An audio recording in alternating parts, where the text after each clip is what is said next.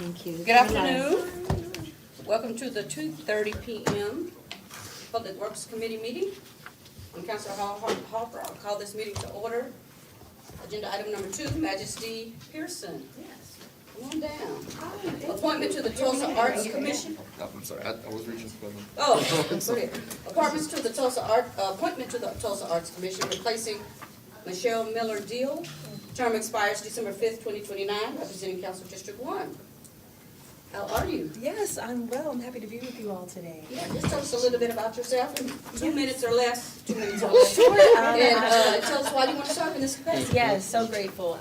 I am an international and national recognized recording artist and entertainer. I'm also a music Performer at educator. Juneteenth. And Tulsa native, yes, and have been strongly impacted by the programming and the education that I received here in Tulsa, and went on to study in New York and Chicago and some other places. And with the knowledge and experience that I was blessed to garner, I recognize the need and passion that I have for empowering artistic exploration and expression for our young people. So I've been able to travel nationally and speak and empower hundreds of students across the nation, and here currently serving at Booker T and just around wherever I can serve. So I'm happy for this opportunity and grateful. Thank you for your willingness to serve. Any questions or comments? Where were you serving, what are you doing at Booker T? Are you a teacher? Yes, creative directing for their programming, their arts program. We have a musical coming up and a talent show, and it's really just a privilege because they're so talented, our kids, and they need that space to raise the standard and know that there's somebody who's been in there and wanting to support them towards that. So Booker T is the best in the whole. that's what we. That's right. That's exactly what we right. love to. And what were you doing in Chicago? cheer for. In Chicago, yeah, I studied at the high school for the performing arts. My father is a minister, the late Bishop Carlton Pearson, and so he received a ministerial position, and so we moved out there for several years and I got to train there as I was well. born and raised there. Oh, beautiful. Yes. Being able to meet different people from different cultures and bring it back home is cool. How can we build here so it's And love your father as well. Thank you so much. blessings. Thank you. Majesty, do you Yes, remember me? I remember you. Nicole's mom. Yes, from TU, Yes, for early education. and Girl Scouts and all that. Yes, what a privilege it is to see you today. Good to see you too. Yes, thank you. Yeah. Thank you for your service, wanting to serve. And Councilor Archie, I mean, even though Booker T is good, we also have other phenomenal high schools in Tulsa, not just Like Webster, one. like Webster, Girls, like Webster. Well, Edison. Edison, I used to Edison, teach there. Memorial, Yes. yeah, so. Absolutely. Yeah. What is the musical that you're working on at Booker T? Little Shop this year. Oh, okay.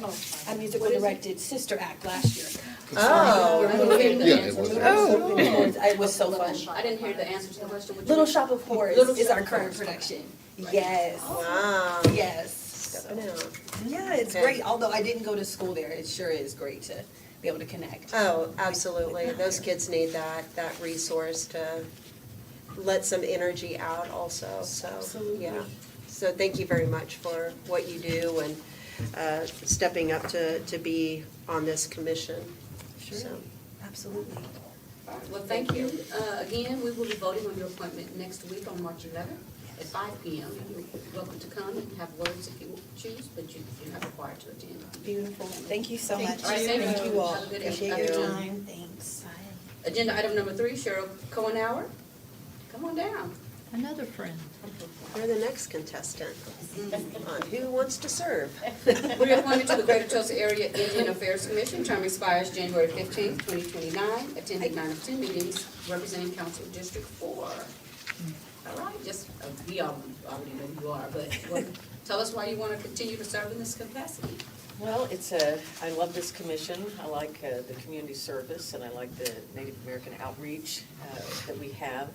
And I think you all probably are aware of the fact that we're reactivating Dreamkeepers Park and trying to turn it into a cultural destination for Native Americans. And it's an exciting project, and I've been kind of spearheading that. I want to continue to serve and see it through.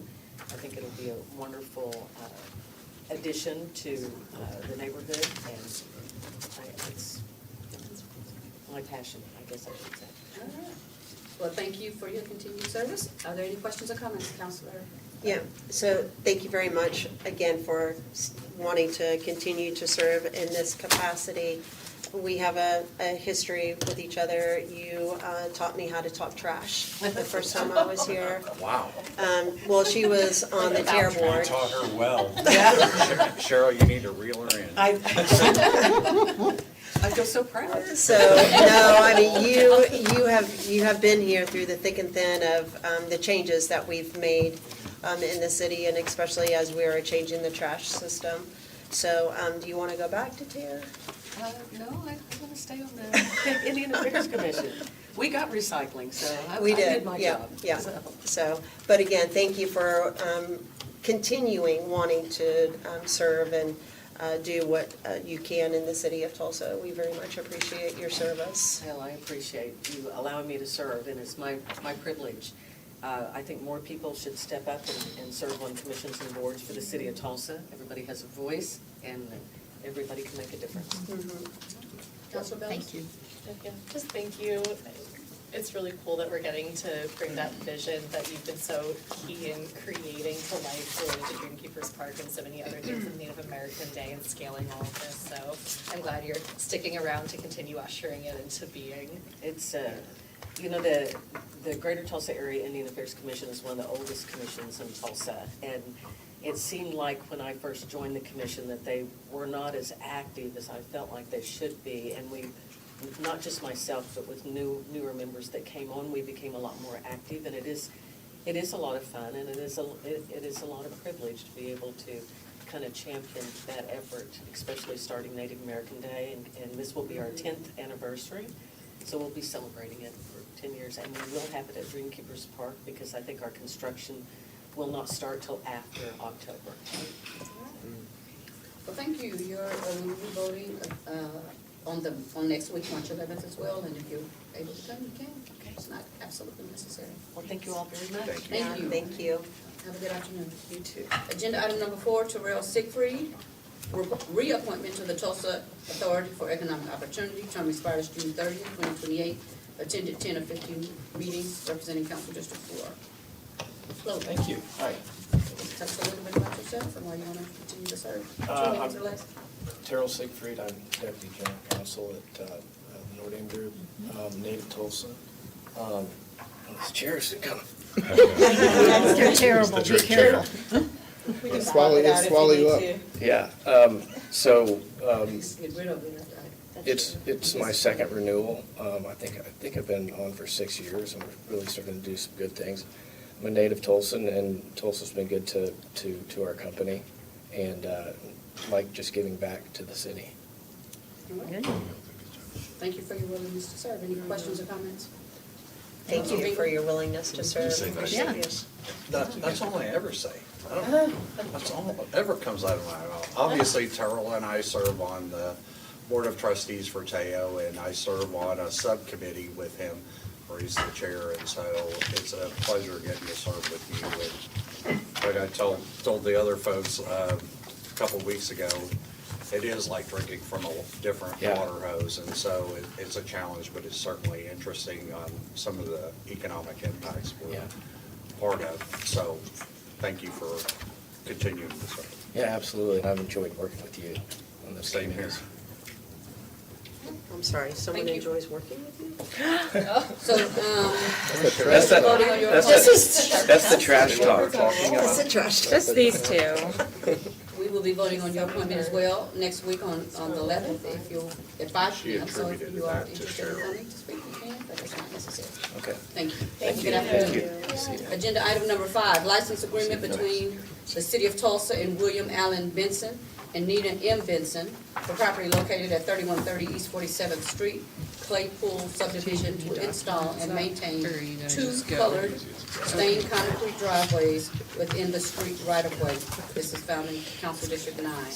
Yes, Paul Zachary, Public Works. This is our standard decorative driveway that's built out there, and basically the rule is if any utilities have to go through there, including the city of Tulsa, we don't have to reconstruct or match. I mean, we try, but it's not any additional cost to the public of the city for them to be in our right-of-way. And they are aware that any restoration above and beyond just a plain concrete patch is on them to have. So they wanted to do that, and we had no objections to that by any utilities.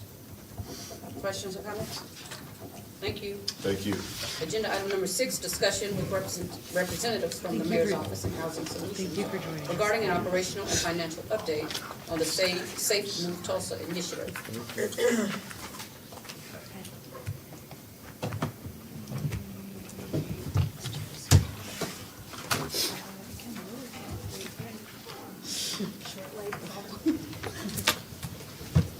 Good afternoon.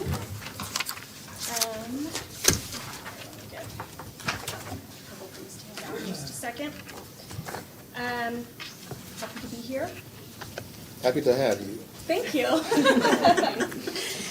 So today last week had a whole discussion on the different phases. Today we're going to talk about from the launch November to present and give an update on where we are in the process and look at the city's dollars that have been committed to this project.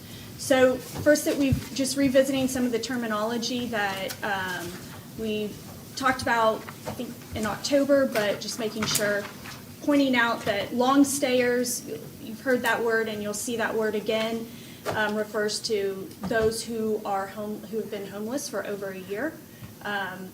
And rapid exits are those rapid resolutions, individuals and families who can be served with minimal, low-cost, or one-time interventions. So that is what Safe Move Tulsa is targeting, both the rapid resolutions, quick exits out of homelessness, and the street sleeping, the long stayers. So Safe Move Tulsa, just a quick recap, expanded from the city's initial $6 million investment focused on 300 individuals and families to really looking at how can we take this work across Tulsa into private-public partnership that really addresses homelessness, encampments, and street sleeping. So it's a multi-step plan that makes shelters more efficient. We've talked some about they become waiting rooms and we're not moving people through the beds fast enough and not utilizing that. So this is part of being able to create more movement through the shelters, getting people off of the streets, and really focusing on what stabilization looks like through that needs-based plan, that individualized plan, and each person that's developed around each person. And then goal working to end street sleeping. So the focus over the last few months have been cleaning up encampments, connecting the dots, and Tulsans are in safe hands. So the focus has started with Safe Move Tulsa on encampment decommissioning, and that has been around a 4 to at most 5 week process of outreach workers going into encampments, making contact with individuals there, beginning the development of that individualized plan, and working alongside law enforcement as those plans develop, and then bringing on case management as they move into housing, treatment, and then post move-in, that case management is continuing. While cleaning up encampments, sites are being restored and returned to their intended use. And the security and monitoring of those locations are ongoing. So that's in partnership with Tulsa Police Department, city security, and if it's on private land, the private landowners. And that enforces the no trespass ordinance, and that monitoring has been working extremely well. I just want to talk a little bit about, you can see in this picture, the bottom picture, is at Eagle's Nest, actually, Preserve. That was the first encampment that was closed, and then we closed, there was a small piece that was still remaining to close, and that happened in January. The closure of these encampments, I think, is important on two different parts. One, yes, people are now moving into housing, getting the stabilization services that they need, and getting connected to jobs, whatever else they may be, to be in a better place. But also from the city side, city assets. Take Eagle's Nest, and you can see Sergeant Flanagan in that picture. Prior to the closure, Tulsa Police Department Bike Patrol Division, each staff member that was responsible for patrolling Eagle's Nest was spending on average around 12 hours per week of their time patrolling Eagle's Nest. Since the closure, they're spending on average about 2 hours a week. So that savings in time now, those officers can deploy that time to other projects, to respond to calls for service. So really able to utilize that time in a very different way. Want to point out also on our private property locations that we've been able to close, those have been high call volumes for code enforcement. And code is reporting that, now that those are closed, they're remaining closed. That allows for those officers that were having to go to those locations to be able to focus on neighborhood needs and other sorts of needs, high demand needs. We've heard great response from Quick Trip at 96th and Riverside that they've seen a pretty drastic decrease in homeless population at that Quick Trip since the closure of Eagle's Nest. River Spirit Casino has reported the same, and River Trails has reported that their users of the trails are noticing a difference, noticing that it is cleaner, they feel safer, and so the return of public property and private property to its intended use has many ripple effect benefits.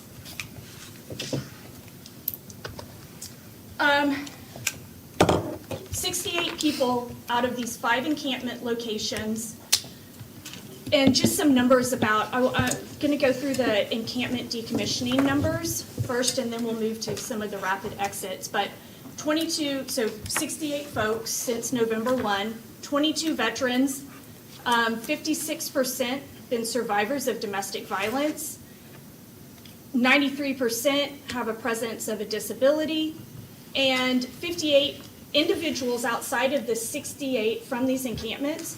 There's an additional 58 who are currently engaged with Safe Move Tulsa as part of an ongoing decommissioning effort, and we'll be able to provide an update next month.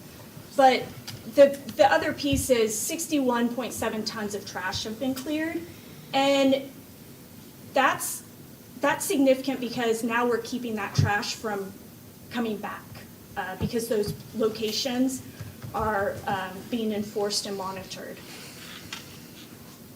I would just add one additional data point. So from the individuals who are staying at these locations when we started the engagement process, over 90% have moved into housing. So this engagement process with outreach, with housing providers, with law enforcement, is removing this, sort of cyclical process of moving individuals around of our community, and by actually getting more than a 90% success rate of individuals moving into housing, that's where we see that consistent relief for neighbors, community members, property, CPD and law enforcement businesses. But to date, all those individuals are still in housing, receiving support services. Just one small clarifying question. Oh, and are you still chairing? Yes, I just moved. Okay, I didn't think she was finished with her presentation. I just have one data clarifying question for one of the points, if that's Oh, okay, yeah, go ahead. Just related to where it's, since the veteran's disability, is that intellectual and physical? Yes. Okay. Is there a breakdown of that? I feel like that just helps shape, there's such different elements that come into play depending on people's needs, yeah. I can look into that information. Okay. Yeah. Yeah, that's neat. Sometimes what we can also have is, individuals can have co-occurring conditions Of too. course. And so let me see how much data we can have, happy to give them. Okay, yeah, no worries at this time. I just have a real quick question about the housing. So those that are being housed, are they also getting the wraparound services? Okay. So unless an individual elects for something else, we have had a couple individuals who have elected to, relocate and live with family, and sometimes that's Okay. not in the area. But if an individual is going into a housing program, they're receiving case management services. And that's a full wraparound commitment for 12 months, in addition to support, making sure that the rent is being paid and they've got that 12 months of support. Right, but we're just not putting people that have been living outside in somewhere with walls without offering the wraparound services and checking in on them on a daily basis. Absolutely, Okay. yeah. And so, especially during the first few weeks, as an individual moves in, those check-ins can often be daily. Our team and the case management team actually helps with the move-in process. So we have some package to make sure they have a bed, they have some basic necessities for pots and pans, toiletries. But those first couple of weeks are when the most intensive case management support is needed. And then as we get to a person who's working, they're engaged in other services, they may not need to be daily. It may need to be a weekly check-in or phone call check-ins. But especially for the first couple of weeks when that's such a serious transition, that in-person support from case management is usually. Okay. Is there any way that we can get more information on the wraparound services that are being provided and how many? Yeah, definitely. And at our next update, I'm going to bring some of the case management teams that are working here so that you can hear their experience and what they're doing past move-in date. Because those are going hand in hand with the ability to participate in safety feed also. Do you have more slides? Yeah. Do you want to wait or ask your question now? Well, I just wanted to kind of piggyback on what was the Okay, well, go discussion ahead. about the wraparound services.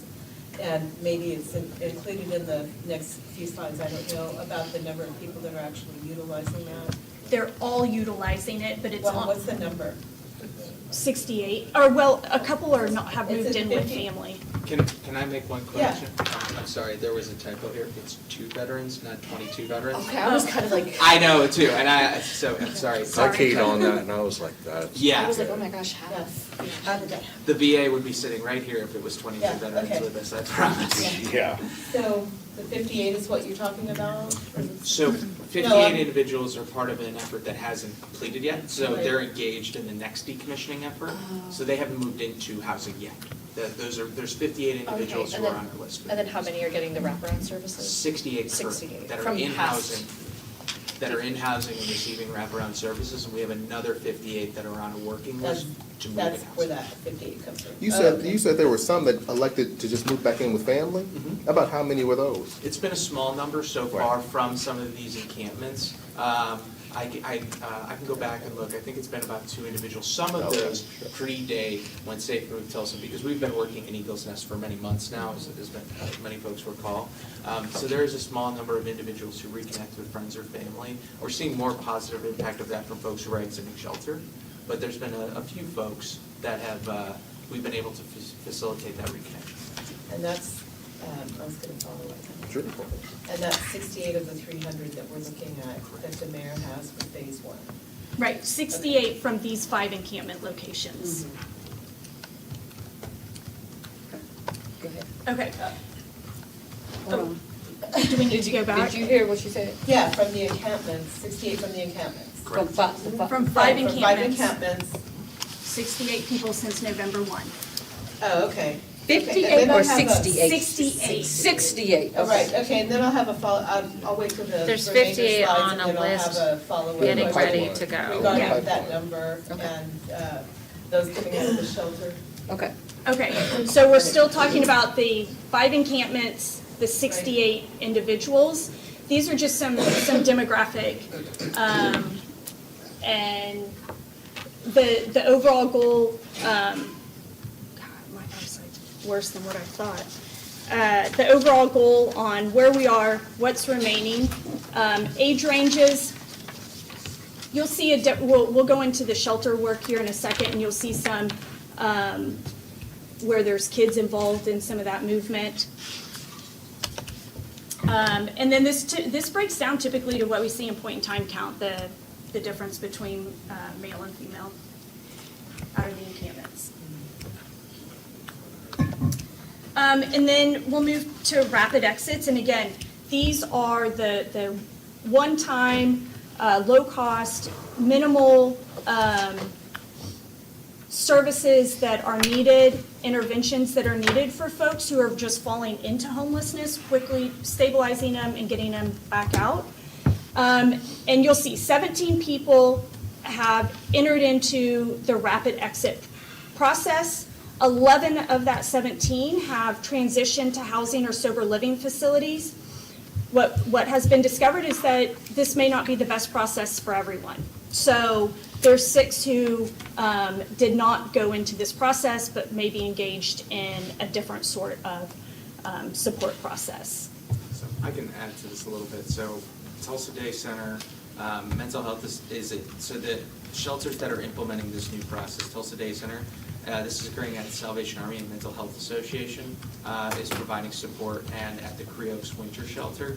And so as we're learning how to really lean into this process of, can we identify the individuals who just have a one-time barrier, low financial support needed, one-time case management, like we're learning in this process as well as service providers. And so what we've found is some folks we've gone through, we haven't paid for the exit into housing, we only pay once it's confirmed.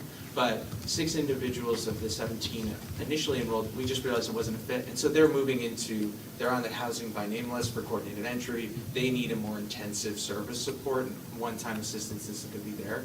But 11 of the individuals, so they're exited in that this isn't the right fit for them in the rapid exit program. We're going to find another alternative. But 11 have transitioned to housing or sober living. And we found that there's just a great amount of variety, that 79% of individuals have a presence of a disability, but can re-enter housing with just a little bit of support. We have veteran individuals who are survivors of domestic violence. So we're learning a little bit more time and intentionality about what are the barriers that are keeping an individual in shelter. Sometimes because that individual may have some other challenges doesn't mean that they need a long-term intensity of support. For some folks, it can be that one-time assistance. And we're seeing a lot with shelters, a lot of those reconnection with family, or some initial like help with first month's rent and security deposit, especially for an individual who has income such as Social Security, disability, or employment. But as this activity is going, we started really focusing on rapid exit in mid-January, and then we got hit with a really hard snowstorm. And so it's been a little bit of a process here of getting going. We do have 45 individuals that are currently working with a rapid exit specialist at these shelters and are working through finding a route to housing. We have quite a few folks, even at our winter shelter right now, that have move-in dates scheduled as they can move into different apartments. And so this is something that we're going to continue to learn as a community, what's really successful, who are the types of individuals that this is a good intervention. But over really working this, essentially really only for the last 30 days, plus or minus a snowstorm and a freeze, we're already starting to see some results. So this is just some demographics of the folks who are in the rapid exit. You can see that in this, there's more women that are involved in this program than before, and there are some families. So want to talk about expenditures, and I'm going to pass this document around. Can I keep one of those? I do want to just make note that under submitted dollars, ARPA, the $11,568, that disregard where it says paid out of advanced, it is correct on the sheet that I'm handing out. So we started, you all approved a $6 million allocation, ARPA, Walmart opioid settlement, and CRF. And what we did, and this contract launched November 1st, what we did was advance dollars out of CRF and ARPA to Housing Solutions as the sole source contractor, so that they can ramp up the work. They have to get contractors, they've got to get staff hired, in order to do the work, so there's some ramp-up expenses on the front end of this. What has been paid to date, that 11,000 has been paid to date, that just came straight out of ARPA and not out of the advanced dollars, that's the difference. And then grants is in the middle of reviewing the other two submitted reimbursements out of the ARPA funding stream, and that will be credited back to the advance that was given to Housing Solutions.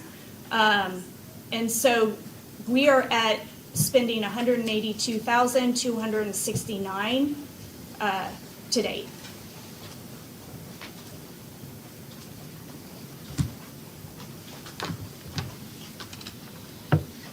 After all the event, net of everything, like you take so it's $182,000 that we've spent. That we've Not spent or without is in advances. review, that we've spent or is in review, Okay, yeah. yeah. Of that $6 million total. I mean, budget. 160 of that 182 is in review. Right. That's November to now for 64 folks.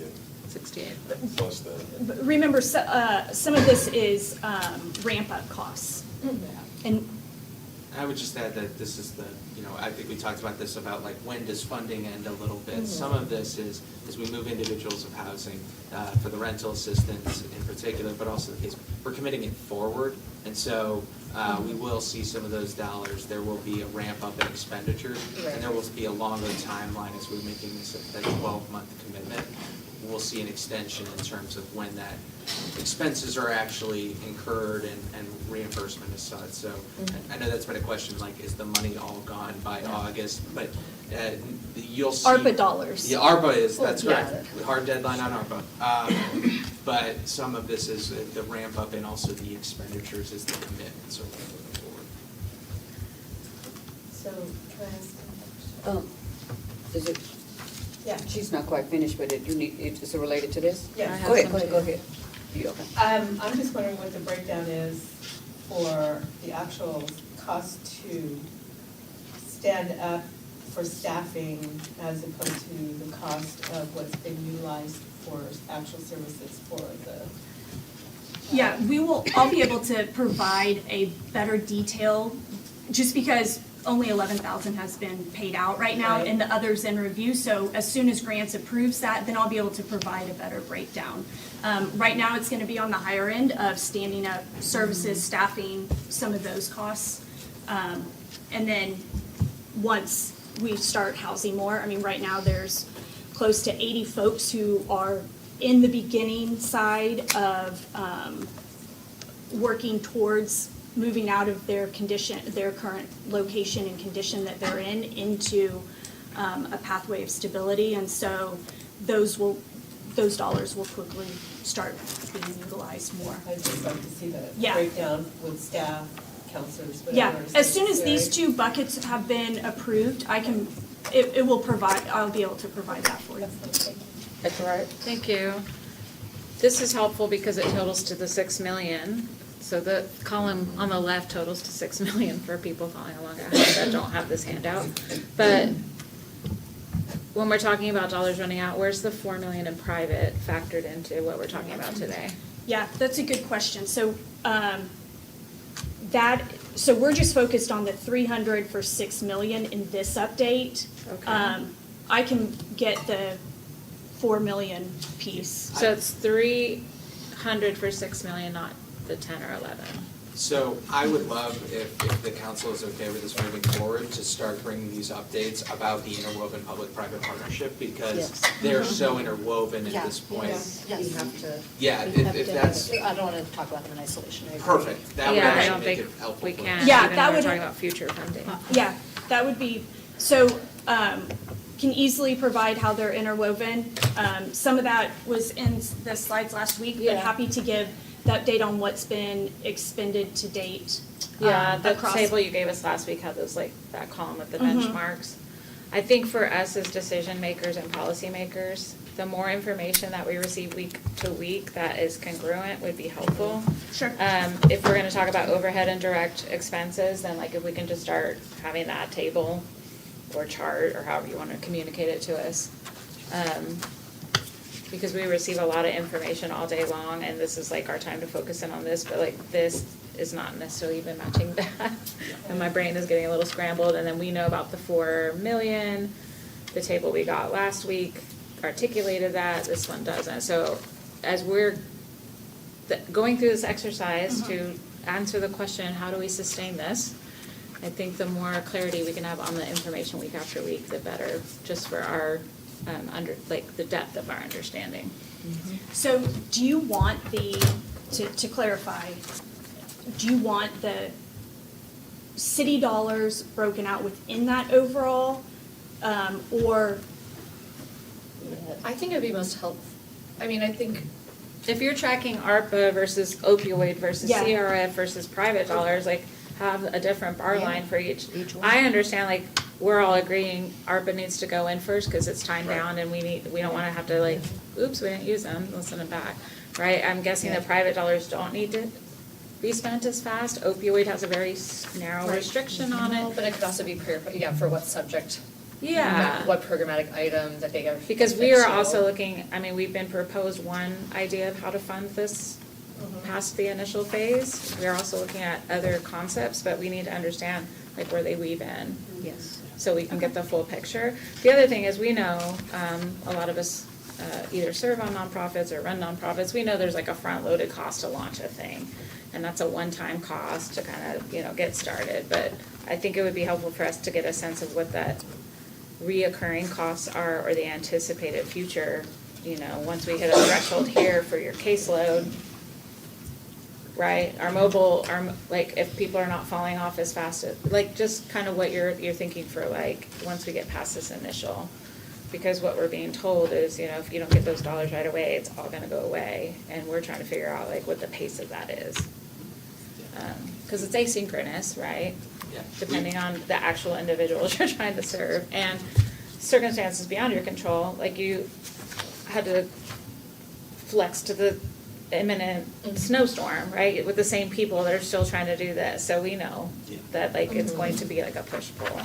Yeah, I'd appreciate that, it's actually easier, Yeah. because that's how we're thinking about structure. Yeah, just give it all to us.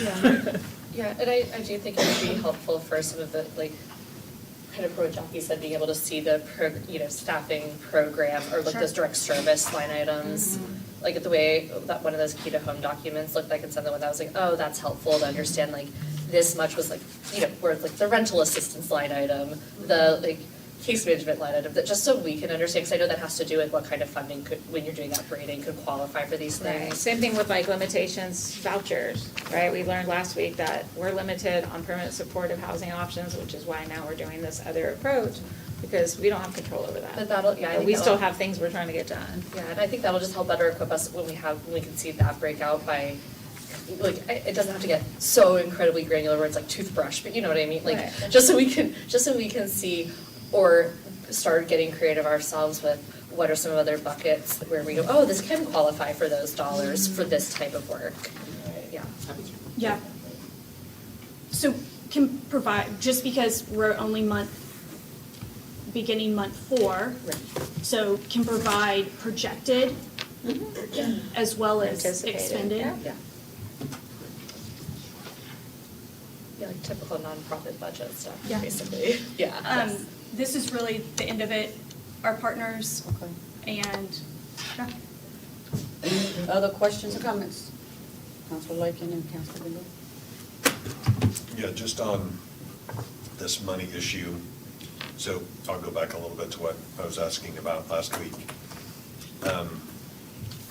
It's confusing because it's confusing for, I think, counselors, and it's confusing, I think, for the public to be told we have a funding cliff, and then to see that we've expended 182,000 of 6 million just on the public side, not even counting the additional monies that's out there.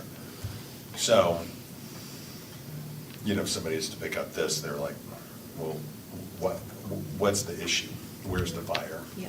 It doesn't look like we have any problems meeting our current needs at all. So I know what you're going to try to show, but we're all pretty comfortable reading balance sheets and income statements. So maybe we can try that to show how many assets we truly have, what the liabilities of those assets are. And then on the income statement side, I mean, we know how much income we have, and then it's gonna show a relatively small number. I mean, there could be payables that are out there and things that would be reflected on the financial statements, but it may give us a clearer picture of what's going on, and may be helpful in having other people understand it as well. We have charts that have been distributed by you, prepared by Clutch, I think, and those don't correlate with this information at all. And if we're using a common set of documents every single time to see what's out, rather than injecting new documents, I know what you're trying to say and trying to communicate, but when we see this, it just communicates a different story than the one we've seen in other documents. So maybe the same one. You don't have to put, I don't know what your background is. I don't want anybody to have to put a balance sheet or an income statement together. If they don't know how to put one together, there's financial experts out there who can help us with this, but at the end of the day, if we can show all the money that's come in, I don't know if I really care about the sources, coloring the sources. I know somebody said that. Maybe there is a way to do that on one set and another way to do that, another way not to do that on the other set, since we kind of have a partnership. Or they're blended, or maybe they're not blended, so you help me with that part. Some have restrictions on them. Some have Yeah. Well, and that's what, as a Okay, clarifying question, well, this doesn't include. There's a way to do it from an accounting. Well, Because there's this like. doesn't include all the dollars that have gone to the case management No. through like private foundations, which. This is strictly a city update, and so that I guess I does thought it was not like of the whole include- program, going back to like Yeah. of the whole program, I think would be most helpful, knowing that there could be 'Cause we like don't $1 only have million city dollars of in other it. spends out there Yeah. for the program We're itself. just not getting the full picture. That's what I'm trying to Yes. help, is if we can have a consolidated statement of financials. You can do one set of financials for the city, one set of financials for the other side, We've got and that then roll it up to the top. provided, yeah. Yeah, Yeah, it's here. somebody, If there's some. nobody in accounting's here. I was about to say, But if you're I was trying offering to pro volunteer bono to- accounting, I'm not gonna say no. We could always use more accountants, but. Well, No. it must be tracked on the back end with the reimbursables, like in the system, in Munis or whatever they're. For the city side. Yeah. I guess, yeah, you know how much, you know what your accrued expenses are. But Housing Solutions is tracking it for all funding streams, so. Okay. Yeah, so we can provide that. And There you go, Mark. Yeah, no, yeah, that's why I'm nodding, because I'm happy to. This actually requires us to pull things out. Right. So this is actually better for us. And I'm glad to talk about it as it is a public-private partnership in the broader picture. And the part that I think we can figure out how to articulate a little better is some of the obligated dollars moving forward, so we can understand what's already been committed, even if it hasn't been spent yet. And so I'll get with our finance team on how we can do that without it needing to be a 40 workbook spreadsheet to Yeah, and make it it clear. may be that you can consolidate it all onto the balance sheet, so at least we can see what payables are on the liability section. But it may not be that easy. Yeah. So you don't have to like open up that sheet so we see every single line item. Yeah. It's the big Just buckets. a top level, so. I mean, we've got all the way No, down I'm to the trying to- detail too. No, Very I'm just general, trying so. to Please give us a bring or picture. send those then. I just feel like I don't wanna belabor or waste like time looking at these tiny pieces in isolation. It just feels like myopic or maybe not productive, like now that I think more about what we're able to see here in the absence of getting the bigger picture, it's all, like, because it all lacks context of a whole, it's actually like, not that the work is powerful and meaningful, and I know you all are working really hard at it, but the information we're getting today is like kind of useless. Yeah. And I feel that, I'm so sorry to say that, like, but I'm just naming because we're not seeing a bigger picture, both for the numbers as part of any whole, whether that's service delivery numbers of like what's happened and how much more there is to go as far as who we need to address, the money and how much other contextual money is in the mix to make this powerful, important work you guys are leading, like with real purpose and outcomes, be as high impact as it is. Because this is just these little microcosms without that, I just feel like I don't actually know how to take anything away from any of this data. It feels vague. Sure, yeah. I think we'd be happy to spend some time on this and bring it back, if you'll have us again. Oh, yeah. Please, if you'll step down with us. Councilor Bingo. Obviously, these aren't our taxpayer dollars that are doing all this. This is ARPA, opioid, CRF, the balance of our CRF funding. And I'm going to continue to bring this up every time we have this conversation about dollars. This isn't a city of Tulsa problem. It's a regional problem. And so I'm going to keep bringing back to the table, every time we talk about funding, are we having or convening conversations with these adjoining communities that are also impactful, that we're helping? Because this doesn't all just land on the backs of the taxpayers that have the citizens of Tulsa. So I want to make sure that we're still trying to potentially convene conversations with those neighboring communities that we're helping with these costs that are associated by doing this work.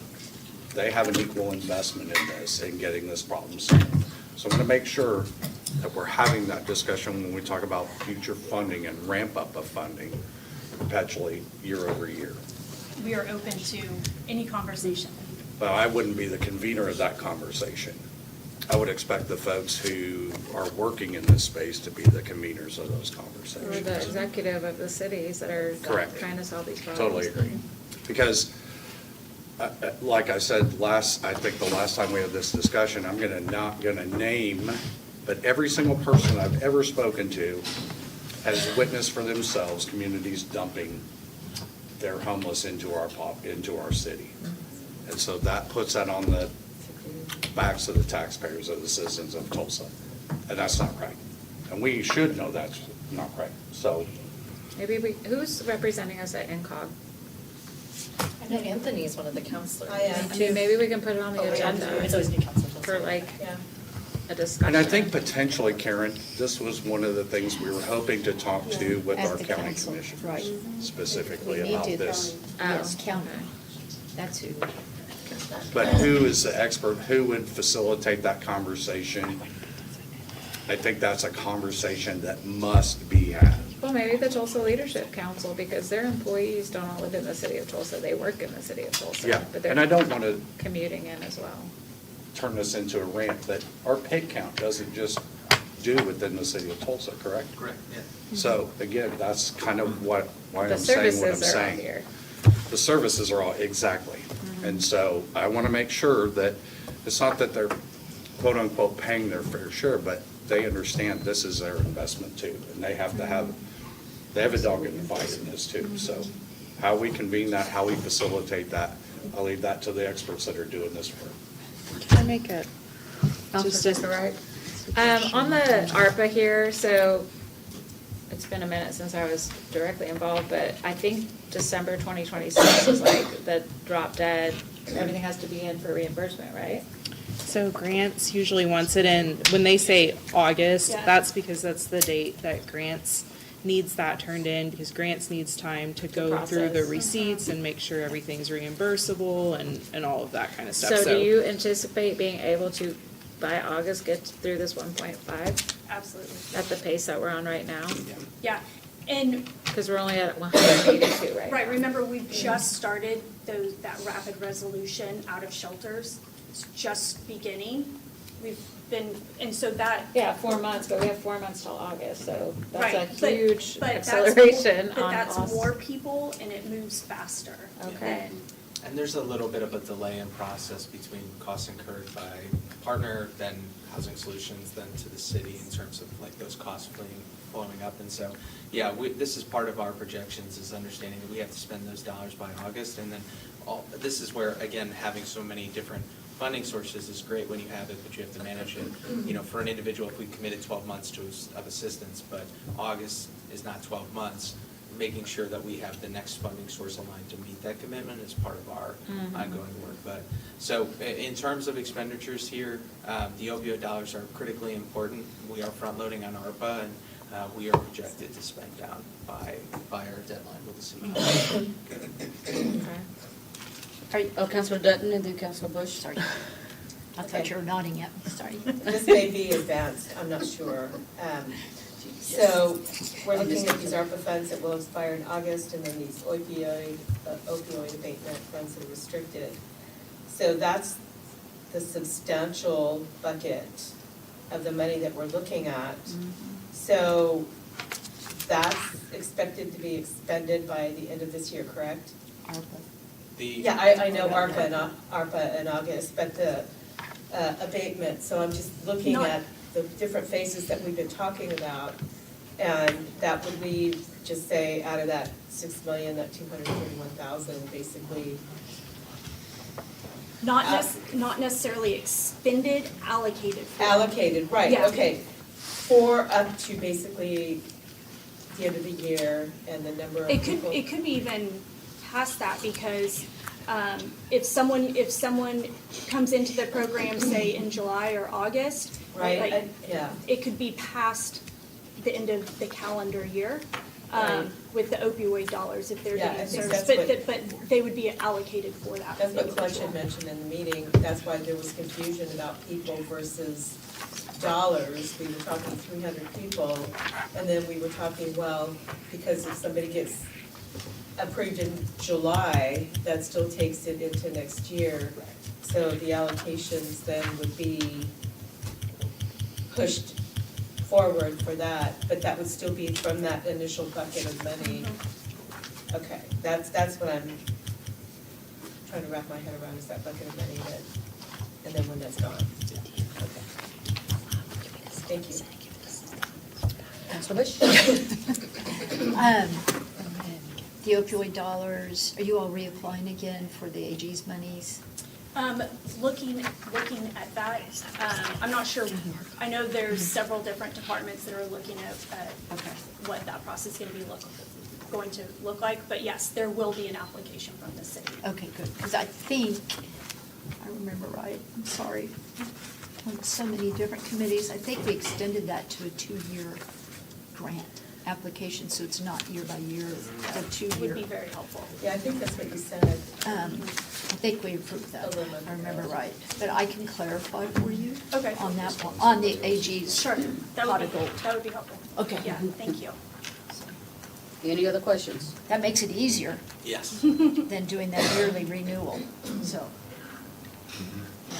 I thought I'd just cluster it up a little more for you. Nice to spend somebody else's money. Any other questions? Oh, yeah. Comments? All right, we're adjourned. Thank you.